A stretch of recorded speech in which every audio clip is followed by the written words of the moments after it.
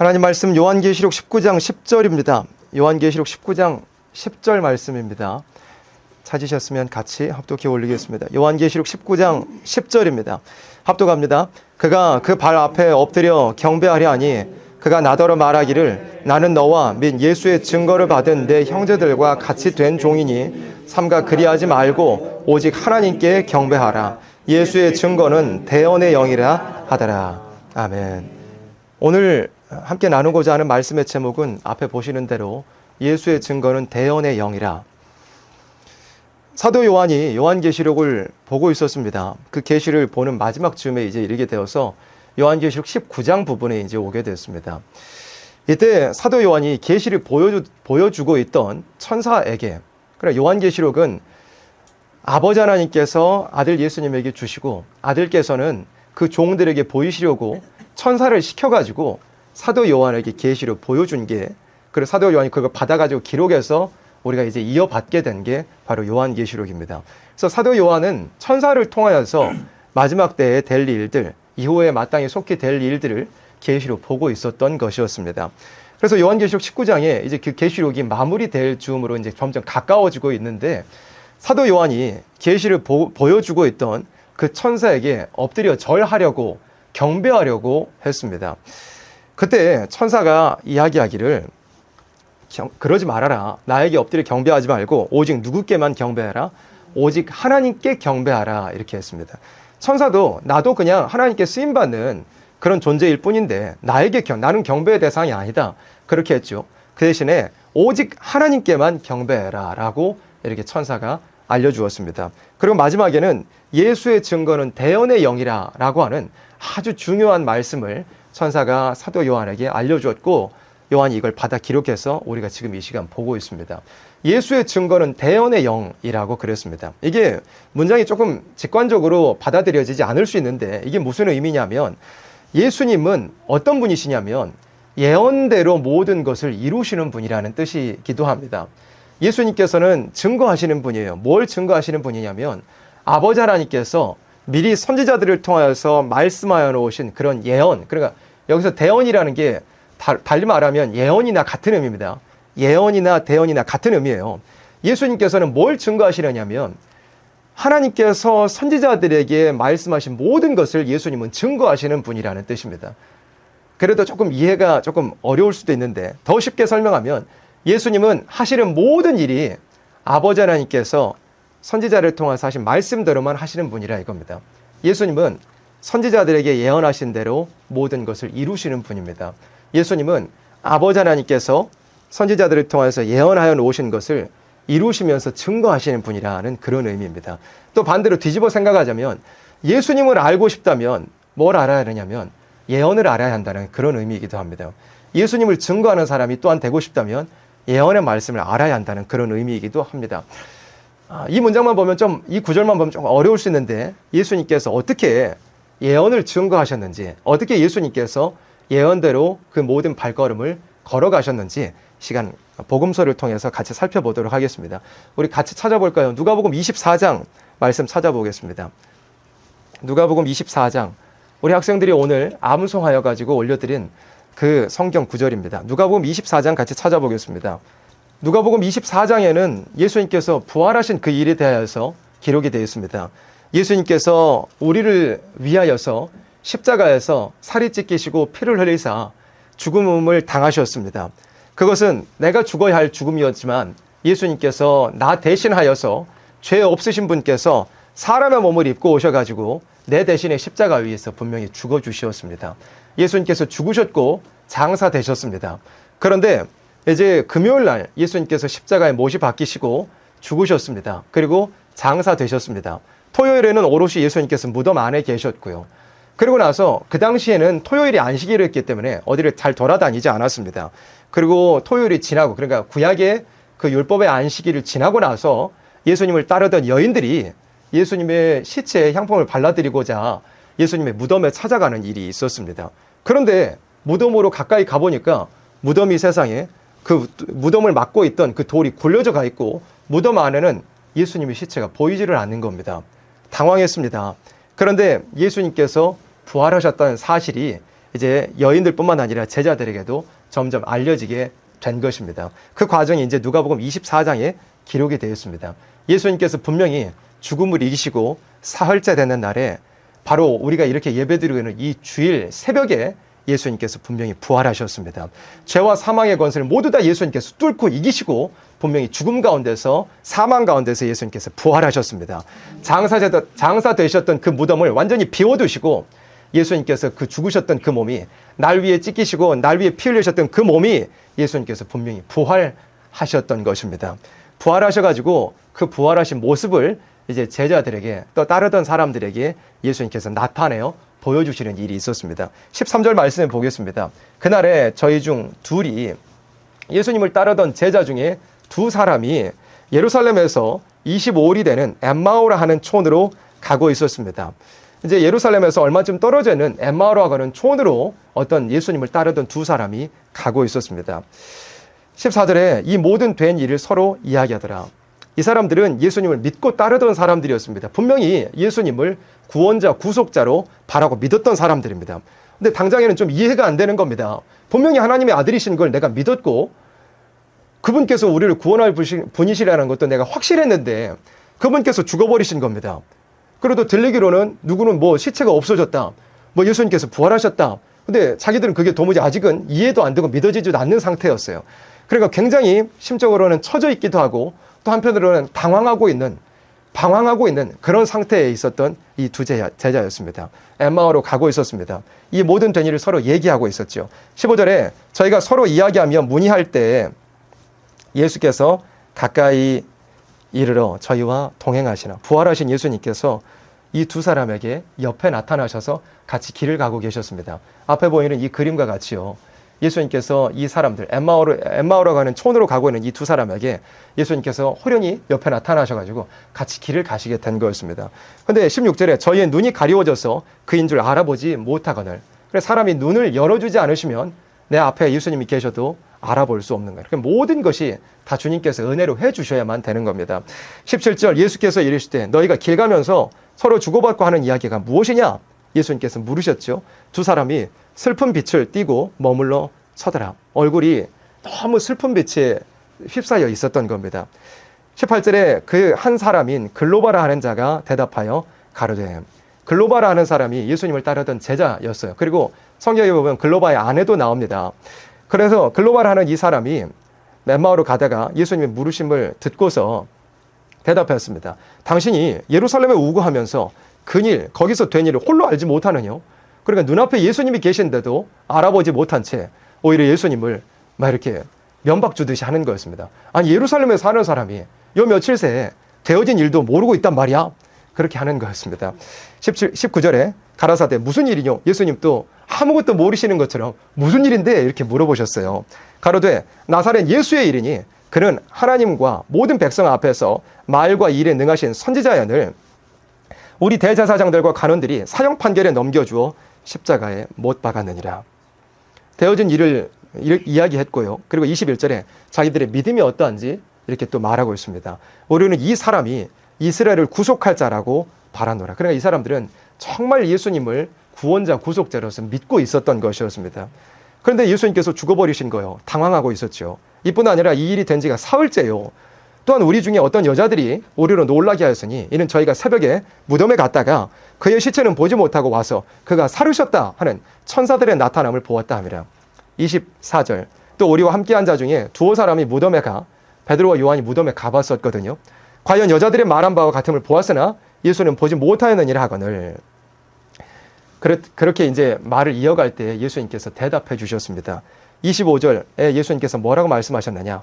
25절로 27절 같이 합독해 볼까요? 25절로 27절입니다. 가라사대 미련하고 선지자들의 말한 모든 것을 마음에 더디 믿는 자들이요 그리스도가 이런 고난을 받고 자기 영광에 들어가야 할 것이 아니냐 하시고 이에 모세와 및 모든 선지자의 글로 시작하여 모든 성경에 쓴 바 자기에 관한 것을 자세히 설명하시니라. 아멘. 예수님께서 알려주셨어요. 이 사람들은 사실 이렇게 꾸지람 들을 만했죠. 왜? 말씀대로 예수님께서 모든 길을 걸어가셔야 했다는 것을 이 사람들은 아직 깨닫지 못하고 있었기 때문입니다. 예수님께서 오신 것은 모든 예언을 이루려고 오신 거라고 그랬습니다. 그래서 예수님께서 고난을 받으시는 것도, 예수님께서 죽으셔야만 했던 것도 모든 것이 다 예언을 이루는 과정이었던 겁니다. 그리고 예수님께서 예언대로 부활까지 해버리신 것이었습니다. 근데 이 엠마오로 가던 글로바를 비롯한 이 두 제자는 예수님께서 죽으셔야만 했다는 그 예언을 전혀 알지 못하고 있었던 것이었습니다. 말씀을 모르니까 자기들이 아무리 예수님을 믿고 있었어도 이게 도대체 무슨 상황인지 이해되지 않고 당황하고 있었던 것이었습니다. 그래서 예수님께서 이 사람들에게 알려주신 거였어요. 미련하고 선지자들의 말한 모든 것을 마음에 더디 믿는 자들이요. 예수님께서 꾸지람하셨죠. 사랑의 꾸지람이었습니다. 왜 알지 못하느냐? 그리고 예수님께서 알려주셨죠.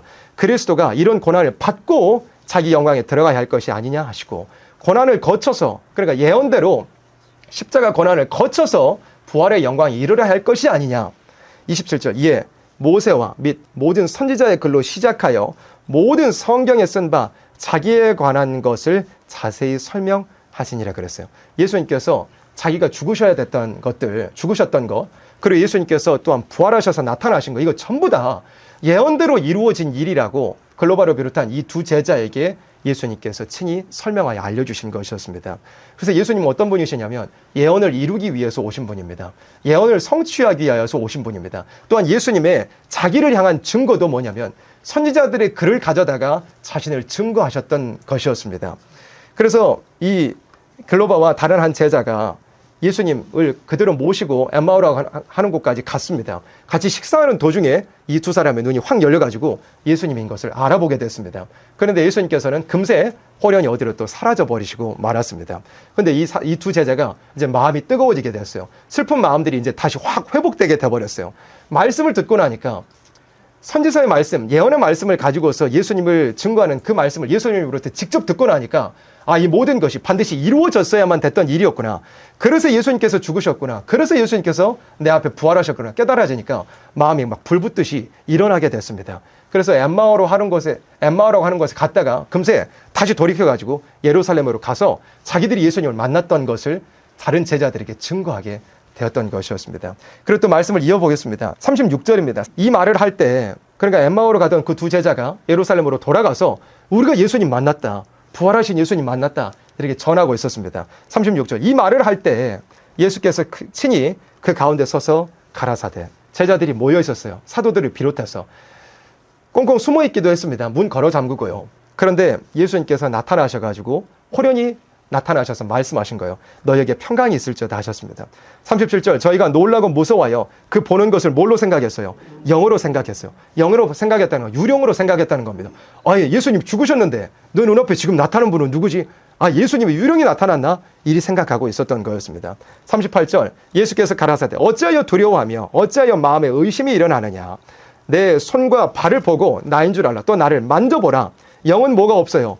살과 뼈가 없지만 너희 보는 바와 같이 나는 있느니라. 예수님은 분명히 몸이 부활하셨습니다. 살과 뼈가 있는 몸, 만져질 수 있는 몸, 육안으로 볼 수 있는 몸으로 예수님은 부활하신 것입니다. 예수님이 영으로 부활하는 것 절대합니다. 몸으로 부활하셨고 몸으로 승천하셨고 몸을 그대로 입고 다시 오실 것입니다. 그래서 예수님께서 분명히 그 부활이 몸의 부활이었다는 것을 우리에게 알려주신 겁니다. 이렇게 예수님께서 몸이 부활하셨으므로 우리가 죽어도 우리 몸이 다시 살 수 있는 겁니다. 예수님과 같이 죽음과 상관없는 몸으로 우리가 다시 살 수 있는, 당장 죽더라도요. 반드시 나중에 생명의 부활로, 영생의 부활로 살 수 있게 됩니다. 뿐만 아니라 마지막 소망은 뭐냐면 예수님께서 말씀하신 것처럼 나는 부활이요 생명이니 나를 믿는 자는 죽어도 살겠고 무릇 살아서 나를 믿는 자는 뭐라고 하셨죠? 영원히 죽지 아니하리니 이것을 네가 믿느냐 하셨죠. 부활이라는 것은 죽은 사람 살리는 것뿐만 아니라 살아있는 사람도 영원히 죽지 않게 변화시킬 수 있는 능력이 있는 것이 바로 부활입니다. 그걸 예수님께서 이루시려고 몸으로 죽으셨고 또한 몸으로 분명히 부활하셨던 겁니다. 제자들이 유령으로 생각했어요. 그런데 예수님께서 말씀하셨죠. 봐라, 나는 몸으로 부활했다. 유령이 아니다. 영으로 부활한 것도 아니다. 손과 발을 만져봐라. 40절에 이 말씀을 하시고 손과 발을 보이시나 41절 저희가 너무 기쁨으로 오히려 믿지 못하고 기이 여길 때 이르실 때 여기 무슨 먹을 것이 있느냐 하시니 이에 구운 생선 한 토막을 들이매 받으사 그 앞에서 잡수시더라. 예수님께서 부활하신 그 몸은 굳이 이런 식물이 필요하지 않지만 예수님께서 이렇게 몸으로 부활하셨다는 것을 일부러 나타내시려고 먹을 거 있느냐 해가지고 달라고 하셔서 구운 생선 한 토막을 받아 잡수시기도 하셨습니다. 그리고 44절 말씀입니다. 합독해 볼까요? 또 이르시되 내가 너희와 함께 있을 때 너희에게 말한 바 모세의 율법과 선지자의 글과 시편에 나를 가리켜 기록된 모든 것이 이루어져야 하리라 한 말이 이것이라 하시고, 이에 저희 마음을 열어 성경을 깨닫게 하시고.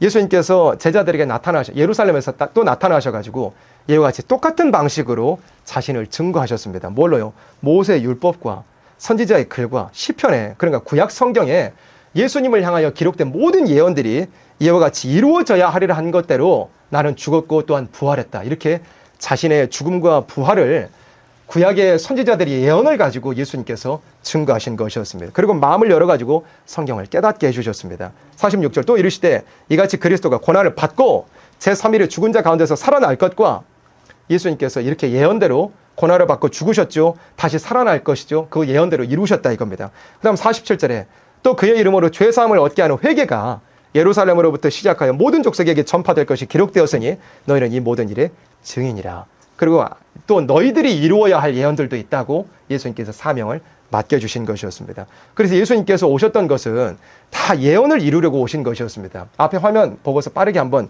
확인해 볼까요?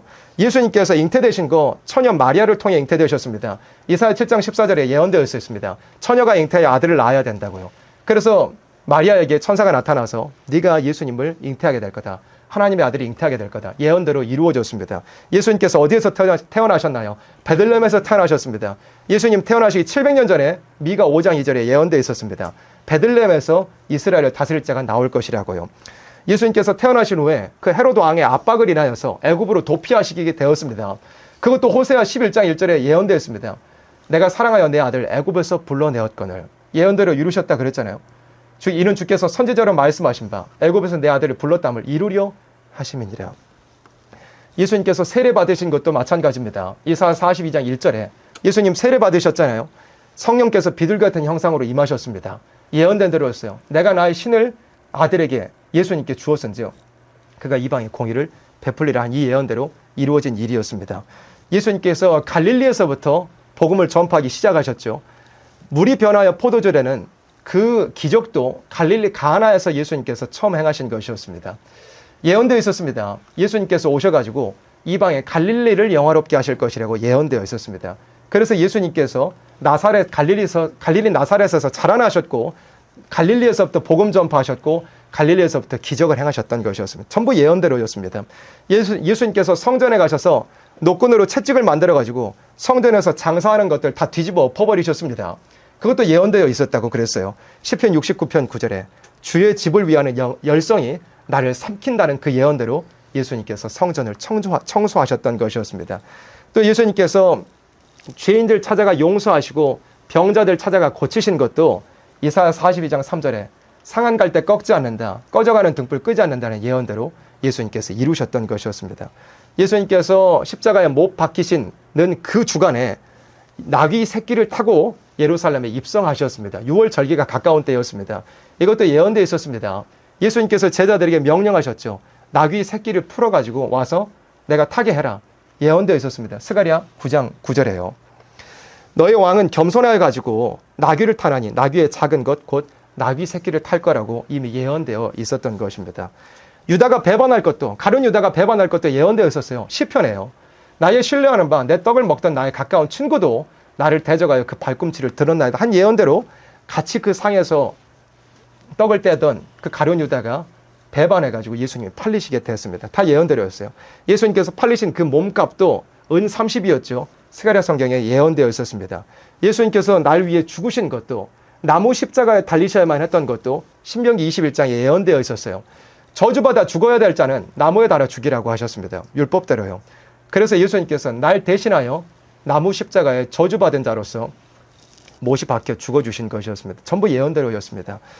그리고 예수님께서 십자가에 못 박혀 계실 때 그 앞에 있는 자들이 예수님의 옷을 제비 뽑는 것도 시편 22편에 예언된 일이었습니다. 그리고 예수님께서 이제 운명하실 때가 가까워질 때 예언을 응하게 하시려고 일부러 소리를 내셨습니다. 내가 목이 마르다고요. 왜 그러냐면 이 예언이 또한 이루어져야 했기 때문에 그렇습니다. 저희가 쓸개를 나의 식물로 주며 말할 때 초로 마시었으니 저희가 쓸개를 나의 식물로 주며 갈할 때 초로 마시었으니 이 예언이 예수님에게 이루어지기 위하여 예수님 십자가에서 그 수시간 동안 달려 계시며 운명하시기 전에 입을 열어 말씀하셨습니다. 내가 목이 마르다. 왜? 이렇게 신포도주, 쓸개탄 포도주를 예수님께서 받으셨어야만 했기 때문에 그랬습니다. 그리고 예수님께서 죽음에 머물러 계시지 않으시고 사흘째 되는 날에 부활하셨습니다. 아까 우리가 이 시편 16편 말씀 함께 교독해 올리잖아요. 시편 16편 10절에 이렇게 되어 있죠. 이는데 영혼을 음부에 버리지 아니하시며 주의 거룩한 자로 썩지 않게 하실 것임이니이다. 그랬습니다. 썩지 않고 부활하실 것이 예언되어 있었고 그대로 예수님께서 무덤에 계시지 아니하시고 살아나신 것이었습니다. 이와 같이 예수님께서는 모든 일들을 예언을 이루시려고 행하신 일들이었다는 것을 우리가 이렇게 성경을 통하여서 확인할 수 있는 것입니다. 그리고 예수님께서는 2000년 전에 오셔가지고 모든 예언을 다 이루신 게 아니었습니다. 그리고 예수님께서는 아직도 예언을 이루어가고 계시며 앞으로도 모든 이루어야 할 예언들이 아직 남아있고 그 예언들을 모두 다 이루시면 어떤 세상이 이루어질 것인지 이렇게 사도행전 3장에 기록이 되어 있습니다. 사도행전 3장에 이 네 구절에 걸쳐서 아주 일목요연하게 요약이 되어 있는데요. 사도행전 3장 18절에 이렇게 되어 있습니다. 그러나 하나님이 모든 선지자의 입을 의탁하사 자기 그리스도의 해 받으실 일을 미리 알게 하신 것을 이와 같이 이루셨느니라 그랬어요. 선지자들이 예언대로 예수님 오셔서 해를 받으셨, 날 위해 죽으셨대요. 19절에 그러므로 너희가 회개하고 돌이켜 너희 죄 없이함을 받으라. 이같이 하면 유쾌하게 된다는 날이 주 앞으로부터 이를 것이요. 예언대로 오셔서 날 위해 해 받으셨고 또한 부활하셨으니 우리가 그 예수님 믿고 회개만 하면 유쾌함이 나에게 오게 될 거라고, 그러니까 구원이 내게 오게 될 거라고 베드로가 이렇게 설교한 거였습니다. 뿐만 아니라 예수님께서는 오셔가지고 이 예언을 이루셨을 뿐만 아니라 앞으로도 이루어야 할 예언이 남아 있습니다. 20절로 21절에 이렇게 됐죠. 또 주께서 너희를 위하여 예정하신 그리스도 곧 예수를 보내시리니 예수님 다시 보내주신다는 겁니다. 그것도 어떻게 이루어지느냐? 21절 하나님이 영원전부터 누구를요? 거룩한 선지자의 입을 의탁하여 말씀하신 바 다시 오실 예수님도 예언대로 오실 것입니다. 오셔서 뭐 하실 겁니까? 만유를 회복하실 때까지는 하늘이 마땅히 그를 받아들이라. 지금은 예수님 하늘에 계시지만 앞으로 예수님 다시 오실 때는 선지자들의 입을 통하여 미리 말씀하신 대로 만유를 회복하러 오실 것이라고 분명히 말씀했습니다. 그래서 우리가 오셨던 예수님을 바로 알기 위해서도 예언의 말씀을 알아야 합니다. 선지자의 말씀을 알아야 예수님께서 왜 이렇게 죽으셔야만 했고 왜 부활하셨는가를, 도대체 이 일들을, 이 작고 또 별것 아닌 것 같아 보이는 그런 모든 일들이 왜 이런 일들이 벌어졌는가 하는 것을 선지자들을 통해서 바로 알 수 있게 되는 겁니다. 예언이 되어 있기 때문에 예수님께서 이런 일을 행하셨고 예수님 앞에 이런 일들이 벌어졌구나 하는 걸 우리가 알 수 있게 되는 겁니다. 초림의 예수님을 바로 이해하고 믿는 것도요, 예언의 말씀을 알아야 하는 겁니다. 또한 뿐만 아니라 다시 오실 예수님을 우리가 맞이하기를 소망하면서도 뭘 알아야 되느냐면 반드시 예언을 통하여서 다시 올 예수님을 알 수 있게 되는 것입니다. 그래서 예수님께서 요한계시록 22장 7절에 이와 같이 말씀했잖아요. 보라 내가 속히 오리니 이 책의 예언의 말씀을 지키는 자가 복이 있으리라 하더라. 예수님 속히 오신다 그랬죠. 그래서 예언의 말씀을 지키는 자가 복이 있다 그랬습니다. 초림의 예수님을 증거하는 것도, 재림의 예수님을 믿고 기다리는 것도 모든 것이 다 무엇으로만 되어야 하느냐면 예언의 말씀을 통해서 되어야 된다는 것을 우리가 알 수 있는 겁니다. 그래서 예수님께서 십자가에 죽으셨을 때 사람들이 예언의 말씀을 몰랐잖아요. 선지자의 말씀을 몰랐잖아요. 그래서 당황했고 슬퍼했잖아요. 그리고 예수님 부활하셨어도 그걸 보고 온 사람들이 전해줘도 못 믿었잖아요. 왜요? 말씀을 몰랐기 때문에. 죽으신 것도 이해가 안 되고 살아나셨다는 것도 들리는 걸 못 믿었던 것이었습니다. 말씀을 몰랐기 때문에요. 예수님 원래 그 일을 하려고 죽으시고 부활하러 오셨던 거였는데 예수님을 믿었던 사람들은 말씀이 없으니까 당황했고 슬퍼했고 믿지 못했던 것이었습니다. 그런데 말씀을 알고 보니까 뭐예요? 아, 이게 다 이루어져야 할 일들이었구나. 예수님께서 그 길을 걸으시려고 오셨다는 게 믿어지고 마음에 평강이 오고 확신이 되고 또 그걸 나가서 전할 수 있게 됐잖아요. 예수님 죽으신 게 실패한 게 아니었다. 너희를 위하여 죽으신 것이었다. 날 위하여 죽으신 것이었다. 그리고 우리가 믿고 회개하면 유쾌함이 오게 될 거다. 말씀을 깨달은 사도들, 제자들이 나가서 이제 전할 수 있게 됐잖아요. 흔들리지 않고. 그럼 마지막 때도 똑같이 뭐냐면요, 세상이 이렇게 혼란해지고 세상이 어지러워지고 너무나 미혹도 많고 이런 것들을요, 말씀이 없으면 사람이 굉장히 당황할 가능성이 큽니다. 실제로 그런 것들을 보고 있잖아요. 정치 상황, 경제 상황, 세상의 모든 미혹이 가득한 이런 일들을 보면서 많은 교회 다니는 사람들도 말씀이 없으니까 많이 흔들립니다. 하나님 살아계신데 왜 이러지? 많은 기독교인들도 이렇게 생각하고 살죠. 아니, 하나님 살아계시는데, 하나님 공의의 하나님이신데 세상에 왜 도대체 이렇게 공의가 시행되지 못하고 정의가 사라졌으며 왜 이렇게 악이 가득하고 악인들이 득세하고 이렇게 그래도 하나님 앞에 바로 서보려고 하는 사람들이 도대체 이렇게 막 휩쓸리고 무너지게 되고 피를 당하고 이렇게 되지? 사람들이 이해를 못하는 겁니다. 교회 다니는 사람들도. 왜? 말씀을 알지를 못하니까요. 근데 말씀을 알고 있는 우리의 입장에서는 뭘까요? 세상이 왜 이렇게 혼란하지가 아니라 세상이 혼란해져야 되는구나. 말씀대로 세상이 혼란해졌구나. 주님 재림이 가까워지고 있구나. 주님 말씀하셨잖아요. 세상이 주님 오실 때가 가까워진다면 세상은 혼란해집니다. 세상은 미혹 가득해집니다. 세상은 더 강포해집니다. 사람들이 믿음에서 많이 떠나게 됩니다. 거짓 선지자들이 나와가지고 판을 치게 됩니다. 북방으로부터 환란도 점점 다가올 그런 모든 죄악들이 쌓여지게 됩니다. 이거 전부 예수님이 오실 때가 가깝다는 말씀대로 이루어지는 징조들인 겁니다. 그런데 말씀을 모르면 예수님을 아무리 믿고 심지어는 제рем의 예수님을 기다릴지라도 당황하는 겁니다. 왜 이러지? 왜 이러지? 그러다가 잘못된 정치로 매몰되기도 하고 오히려 주저앉아버리기도 하고 세상에 그 가득한 미혹에 휩쓸려가지고 믿음을 저버리고 세상으로 빠져버리기도 하고 말씀을 모르면 사람이 그렇게 될 수 있는 겁니다. 마치 예수님 죽으셨을 때 제자들이 말씀을 몰라서 당황했던 것처럼요. 그래서 우리가 말씀을 알아야 이 혼란한 시기에 예수님 재림이 가까울 시기에 모든 이루어져야 될 일들 가운데서도 우리가 당황하지 않고 흔들리지 않고 또 주저앉거나 또 침체되지 않고 말씀 붙들고 담대하게 전진할 수 있는 겁니다. 말씀대로 이런 일 벌어지고 있구나. 내가 예수님 재림이 더 가깝다는 걸 말씀을 통해서 정신을 차리고 봐가지고 더 깨어 있어야 되겠구나. 그렇게 될 수 있는 겁니다. 또 한편으로는 세상이 혼란해질수록 주님 재림이 가까워지고 있구나. 말씀이 이루어지고 있구나. 드디어 내가 그 예수님 오셔서 이루실 안식의 나라에 들어가서 쉬게 될 일이 좀 더 가까워지구나. 우리의 마음에 더 기쁨과 평강이 넘칠 수 있게 되는 겁니다. 왜? 말씀대로 이루어져 가는 과정 가운데 있으니까 이 말씀이 이루어지고 나면 예수님 오셔가지고 만유로 회복하실 것이니까 말씀을 알면 우리는 당황하지 않을 수 있게 되는 겁니다. 그래서 예수의 증거는 대언의 영이라 그랬죠.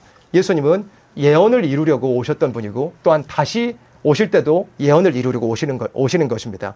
우리가 예수님을 바로 알고 또 증거하기 위해서도 반드시 뭘 알아야 하느냐면 예언의 말씀을 알고 있어야 예수님을 바로 믿고 또한 증거할 수 있는 것입니다. 우리에게 예언의 말씀을 깨달을 수 있는 영감을 주신 하나님께 감사드립니다. 예언의 말씀을 함께 무장하고 이렇게 준비할 수 있는 자리에 있게 하심을 감사드립니다. 또 예언의 말씀 믿고서 이 혼란한 세상 가운데 흔들리지 않고 하나님이 인도받아 걸어갈 수 있게 하신 하나님께 너무나 감사를 드립니다. 예언대로 오셨던 예수님, 예언대로 다시 오실 예수님, 우리는 이 말씀 붙들고 그 말씀에 등불을 켜가지고 다시 오실 예수님, 흑암 덮인 세상에서라도 맞이해가지고 예언대로 이루어질 만유를 회복하는 그 완전한 주님의 통치의 나라에 들어가서 안식을 우리는 누리게 될 것입니다. 아멘.